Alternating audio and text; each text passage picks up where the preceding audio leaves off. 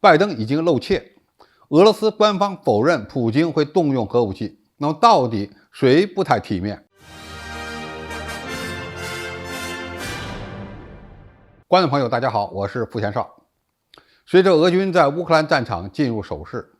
西方的某些政客正在为通过军事手段打赢战争而感到欢欣鼓舞之际，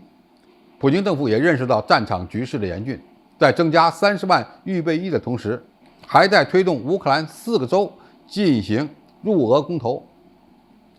而这一切都需要武力作为后盾。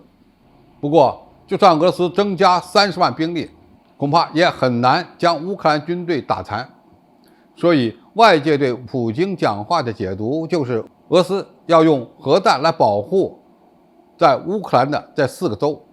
普京引起争议的一句话是：如果我们的领土完整受到威胁，我们一定会尽一切手段来保护俄罗斯和我们的人民。这不是虚张声势，这里面的一切手段是不是指的核武器呢？梅德韦杰夫已经明确表示，对新进入俄罗斯的领土将会使用核武器进行保护。近日，拜登在联合国大会上对普京火力全开，指责俄罗斯发出了核威胁，并批评这一行为不体面。《纽约时报》评论说，拜登对普京的攻击范围和严重程度令人震惊，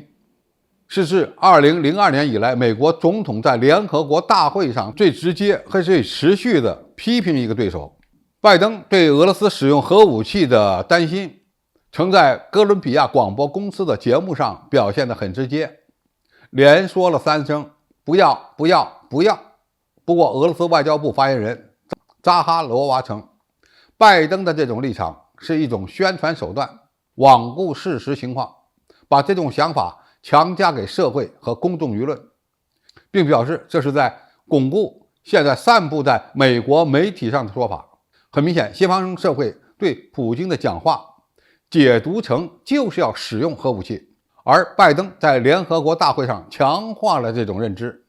西方媒体的专家一边用绝望、走投无路、虚张声势等词语来形容普京的警告，但同时无一例外的均为之恐惧。你可以理解为西方非常害怕俄罗斯真的使用核武器，但是呢，又有点不敢相信。而拜登显然想在联合国给俄罗斯制造新的外交压力。就像扎哈罗娃说的，普京的确没有说过可能会使用核武器，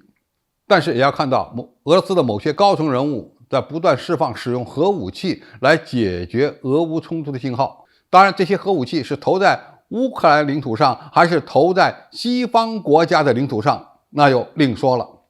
拜登把普京的发言内容理解为俄罗斯正在用核武器威胁世界，说明俄罗斯的一些政治人物对此是有意为之，也可以说这是对西方国家展开的一场核威慑。每个人估计没想到，俄乌冲突最后会发展成俄罗斯会不会使用核武器的问题。核战争打不得，但是谁也无法预测这场冲突最终会产生什么样的严重后果。当西方把一个大国逼到需要用核武器来保持自己的尊严时，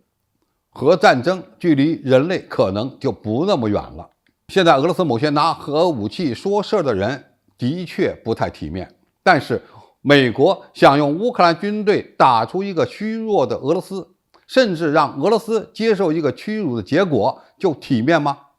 无论从俄罗斯的核战略理论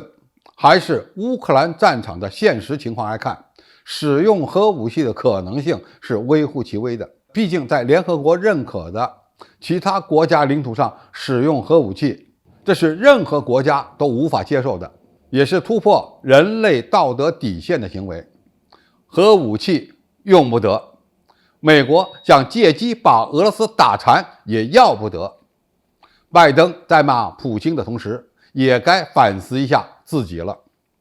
好，今天的评述就到这里，谢谢大家收看，我们下期再见。